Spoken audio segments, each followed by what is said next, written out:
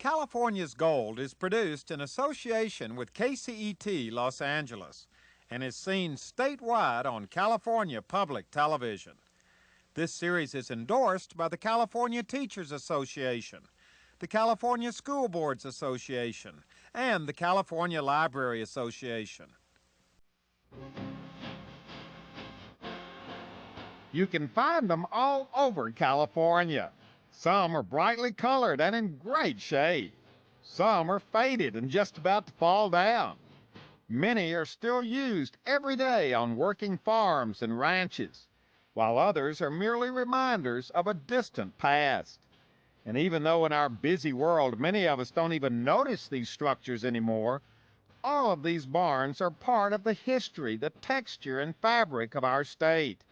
And on this adventure, we'll visit 2 of these barns, which are very much a part of California's gold.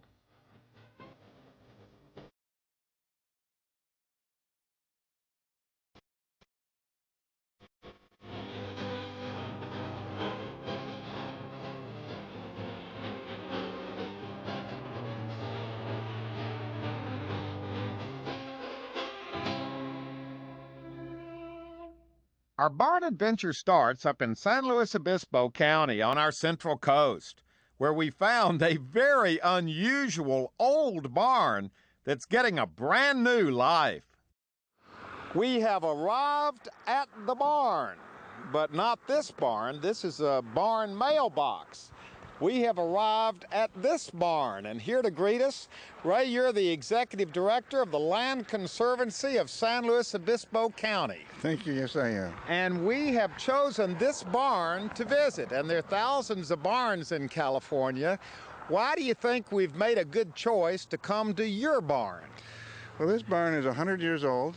It's an octagon barn, and it's one of the scenic landmarks of our county. It's probably one of the most popular features of the county. Okay, now the idea is this is an octagon barn. There are 8 sides to this barn. Why did they build it with 8 sides? We understand that an octagon barn was the most efficient amount of space for the least amount of materials.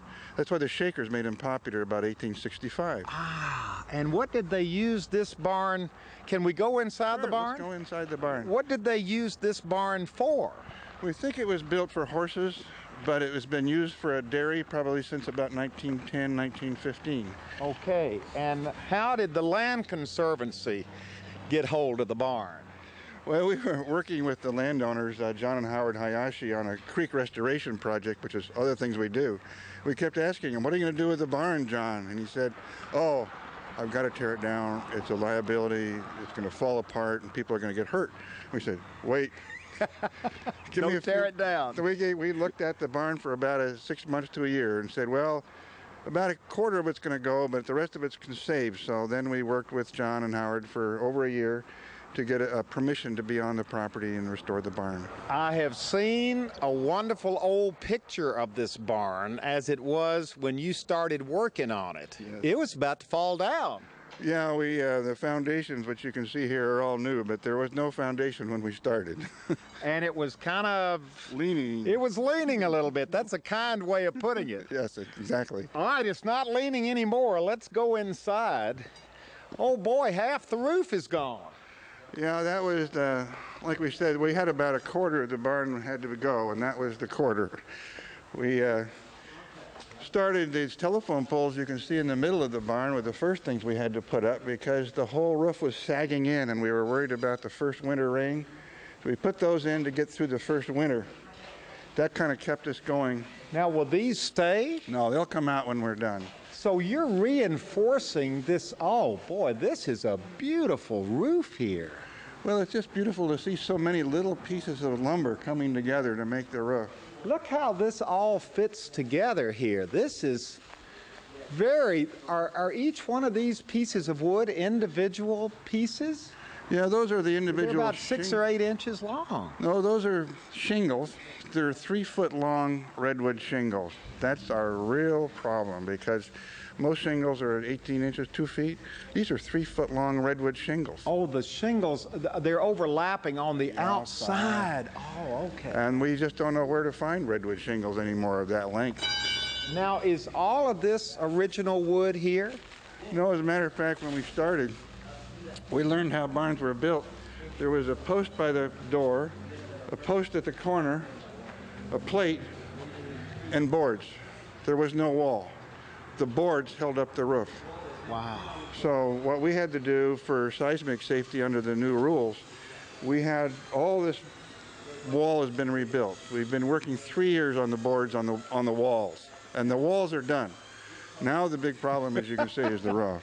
Yeah, I hope it doesn't rain anytime soon. You're going to be in trouble. Do you have a big tarp to put over here? Well, we've with our fundraising program this last year, we've been able to get about $15,000. So we're actually going to be able to hire a contractor, Dave Sandstone's man here. He's offered to give us some in at cost. And we hope to have this barn roof closed in this winter for the winter. Whether we can put the shingles up, I'm not sure, but we'll get the structure up. I mean, we have to cover it with tarp to get through the winter. Let's talk to some of your volunteers. I assume you're volunteers over here this morning. Hi. Hi, I'm Huell Hauser. Margot Clark. Now, what are you doing over here this morning? Well, I like agriculture and I like history, so, and I support Ray's work. So, well, wait a minute. The question, though, is how are you supporting it? What are you doing over here? Are you hammering? Are you sawing? Oh, he's the boss. Your name? David Stewart, how do you do? And what are you doing over here? Making a mess maybe, but trying to make, trying to turn this into a living quarters so it's safe again. Now, have you ever done any work like this? There are not many 8-sided barns around. I've cut a lot of roofs and a lot of 8-sided projects and 6-sided, so this will be like doing anything else. Really? So, yeah. But it's quite a challenge, isn't it, to restore a wonderful old barn like this? To keep it from falling down, yeah, while you're doing it. If you look in this area right here, my challenge is going to be to temporarily support this while I take it apart and replace everything. So what you're saying is this roof, literally, look, it's about to fall in on you. Any moment. Don't stand over there. What are you doing? How are you going to support it? Well, right here's what we're going to do. We're going to take two 2x8s. We're going to laminate those together, and we're going to put a temporary support and jack the roof up into place. While that's in place, I'll put screws to hold that back up. Then we'll start cutting it apart and taking it apart in pieces, one at a time. So this is like an engineering project. You've got to know exactly what you're doing. I went to Cal Poly for a reason. This is a lot more than just hammering and replacing boards. This is a whole big thing. Exactly. Did you know what you were getting into when you signed on? Well, the first day I walked in here and I looked around and I said the best idea is to put a match to it and start over. Oh no, don't say that. Just kidding. But they want to save it as it is, so that's the engineering challenge. A match would be the easy way. We're doing it the hard way. Well, you're doing it the historic way and you're doing it the right way. It should be preserved. Yes, absolutely. And I'm sure the longer you work on it, the more attached you're getting to it. Well, I'm already having, I'm having a little fun. This is a challenge. Well, let's stand out here. Now, this would have been, there would have been cows here. This was a dairy barn? What? Well, when we started as a dairy barn, they had a loft up here, which is gone. They would bring hay, drop it in the middle of the barn, and there were wood stanchions around the outside. This is a huge barn. A lot of hay. They would put the cows would face with their heads toward the posts. All around here. And there's a wooden trough for the hay, and then the rear ends of the cows were on the concrete, where you can see there was a trough to make it easy to clean up. But there were 2 men to milk 30 cows a day here, twice a day. And you told me when you acquired this barn, there was a little bit of residue left over. How can we put it delicately? There was petrified cow manure up to your waist, all around the outside. And with the help of AmeriCorps kids, one day, 100 kids, we moved it all outside. And well, finally, I bet they love that job. It was a very nasty job. What are you doing on the thing? Well, I've been doing a little everything right from the beginning. So today we're just getting, right now we're working on some blocks to get ready to hold up these big 4x6s that we've put in. Is this your son down here? Yeah, this is my son Ryan. Does he help or? He helps, yeah. He helped build that, one of the bigger barn doors over there.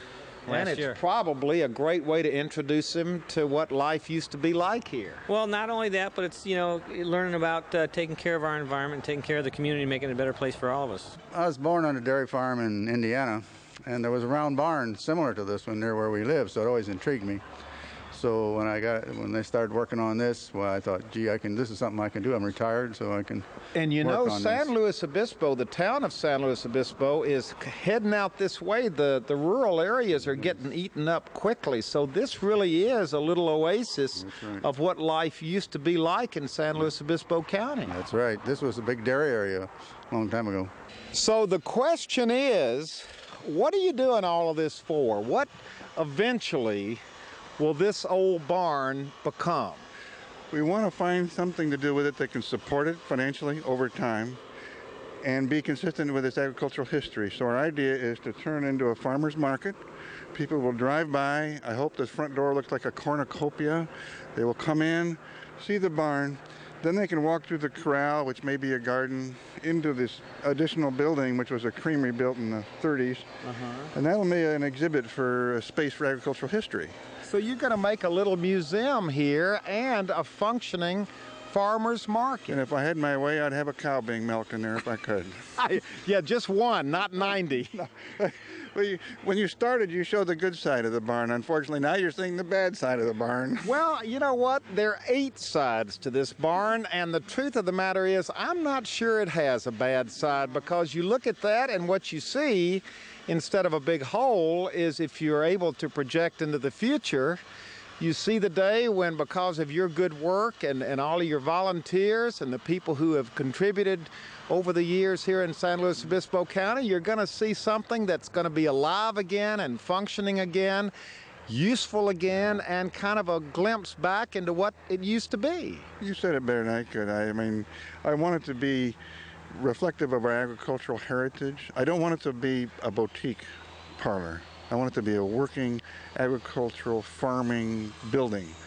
And we're part of the National Trust for Historic Preservation has a program called Barn Again.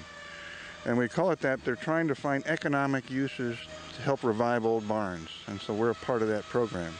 Well, congratulations to you and everybody connected with this project. It's a wonderful project. We'll be back for opening day of your new farmer's market in there. I can't wait. Let's just stand out of the way and get a nice shot of the barn. There's a hole in the roof right now. Some of the shingles are coming off, but there's a lot of activity going on inside. And this old barn, this old 100-year-old 8-sided barn, has a very bright future indeed.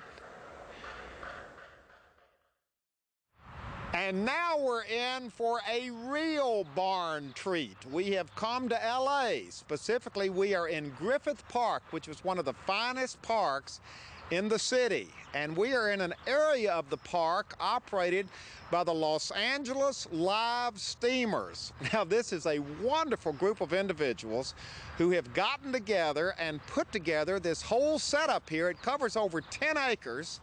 And they have the little tracks and the little scale model trains running every weekend. And this is the thing to do in LA on the weekends, is come over here with your family and friends and ride these little scale model trains. You really have to see these things to believe them. They're a lot of fun. And right here in the middle of all of this, look what we got over here.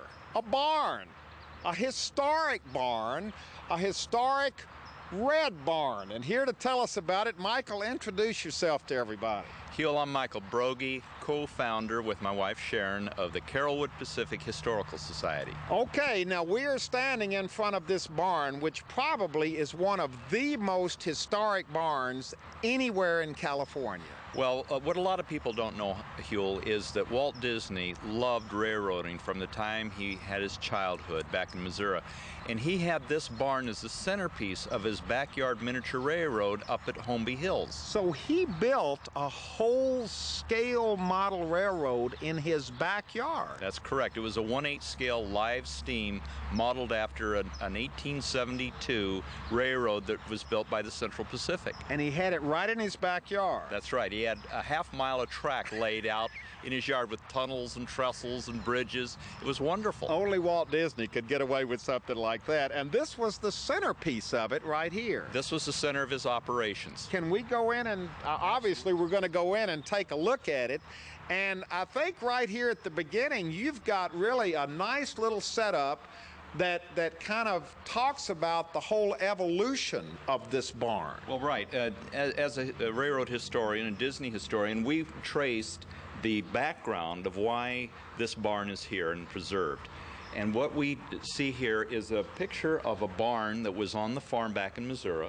That barn disappeared. Wait a minute, Walt Disney was from Missouri? No, he was born in Chicago, but when he was 4 years old, his family moved to Marceline, Missouri, to a 40-acre farm.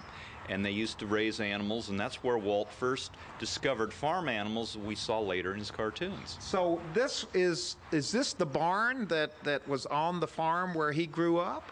We believe it is. Dan Vietz, who's a historian back in Missouri, sent this picture out for the barn, and we believe it was the original barn, but we don't know for sure because it disappeared. But he would have grown up in Missouri looking at a barn just like this one. That's correct. Well, he and his sister Ruth used to play in the barn. He put on his first entertainment show as a 7-year-old in a barn on the farm.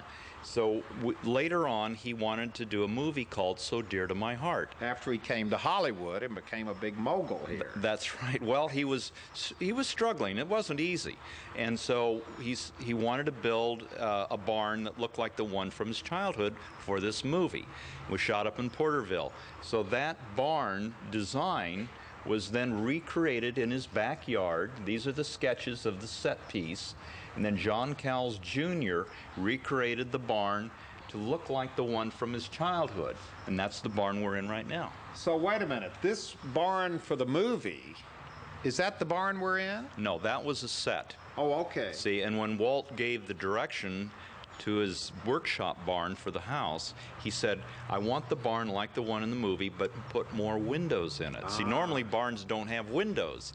Well, you can look around here and you see it's filled with windows. So here's the barn in his backyard.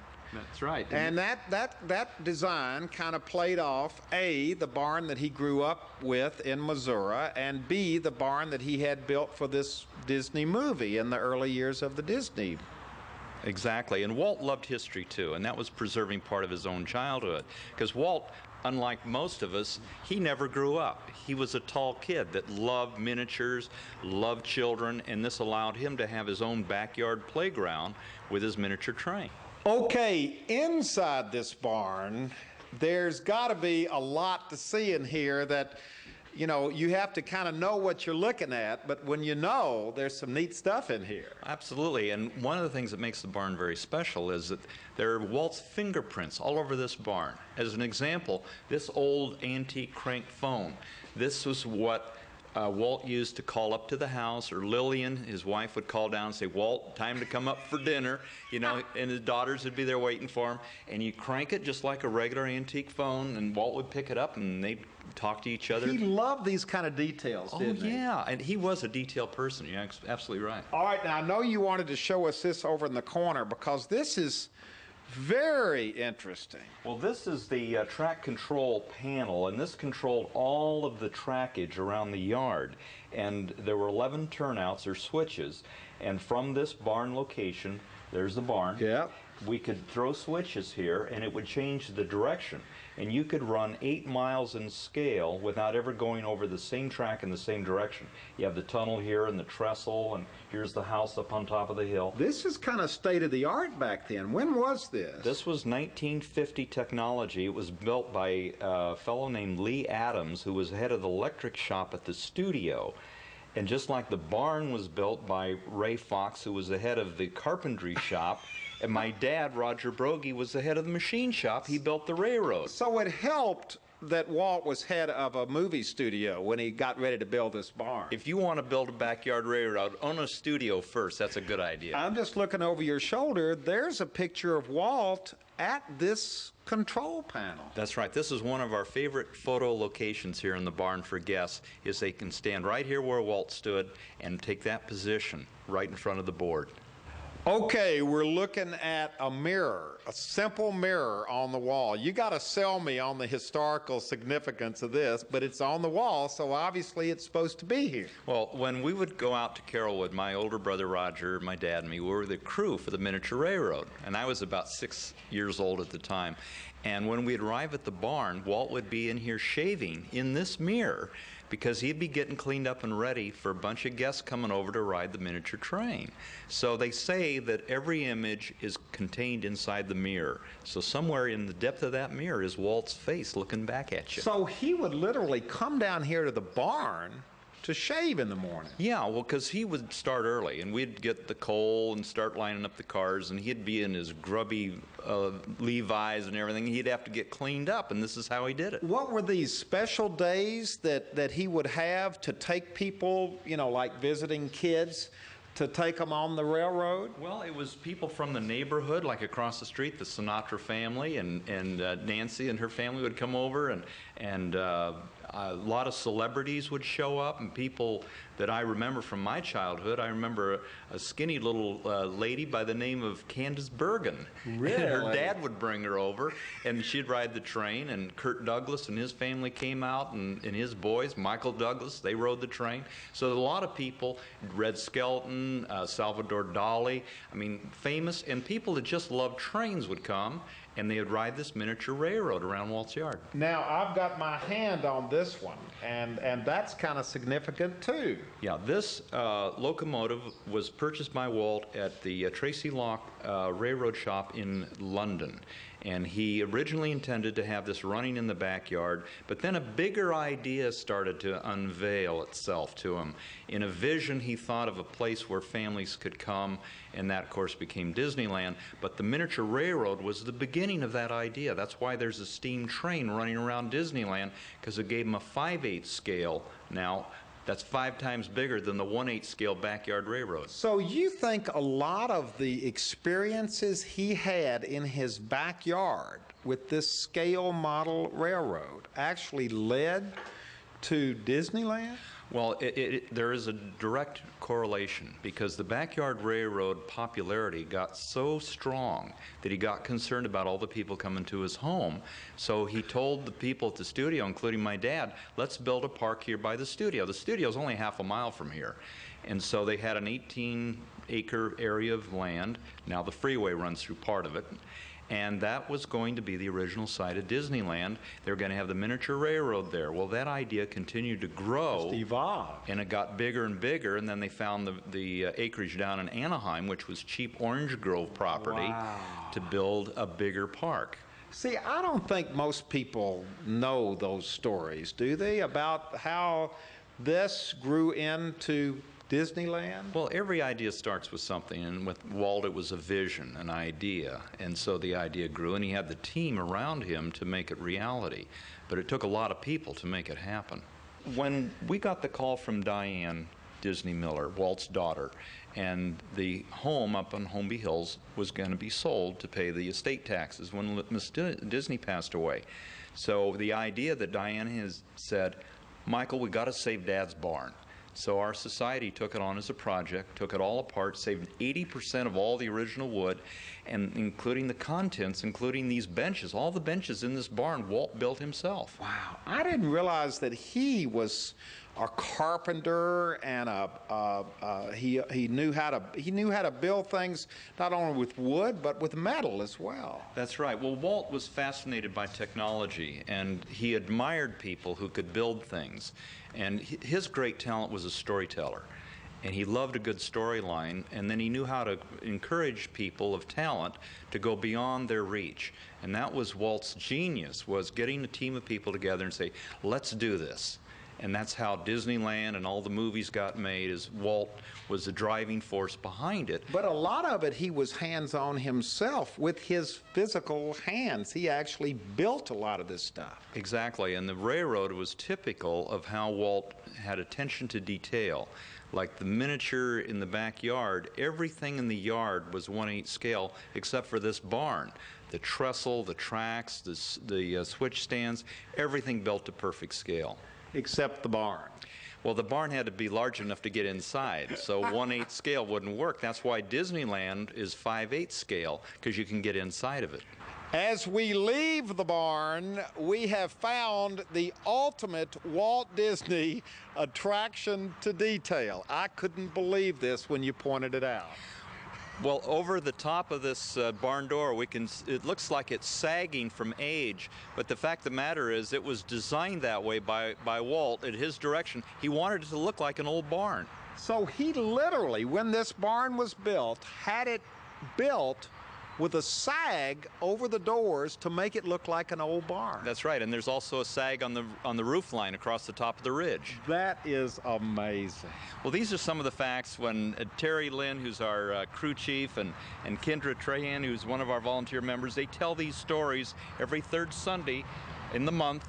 We invite public to come out, enjoy memorying Walt, and this is what this is all about. We want to keep Walt's memory alive. And 80% of this is the original barn. When you moved it here from his house, what did you have to replace? Well, we built a brand new foundation, and Bill Abel, who was our construction contractor, he was able to save all of the wood on the exterior, and we built a new frame for it. So this barn will stand for a long time. Wow, this is an amazing barn right here in Griffith Park, a wonderful part of Disney history, California history, and it has the distinction of being the only Disney attraction that's completely free of charge. Open every third Sunday right here in Griffith Park. Thank you so much. This has been so much fun.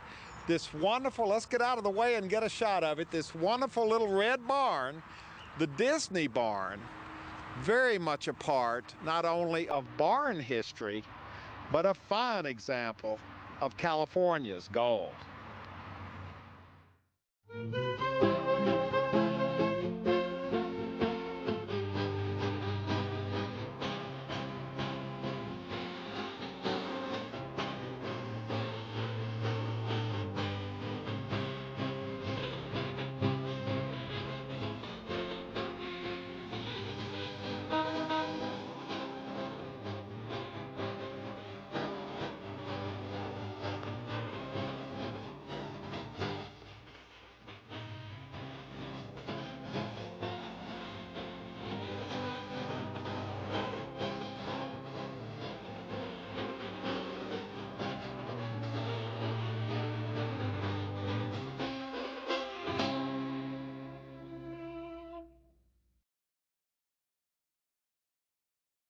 Well, hello everybody, I'm Huell Hauser, and I sure hope you enjoyed this adventure. If you'd like to see it again or share it with your family or friends, or perhaps donate a copy to your local school or library, it's available on video cassette and on DVD. All you have to do is call 1-800-266-5727, and we'll be glad to send it to you right away.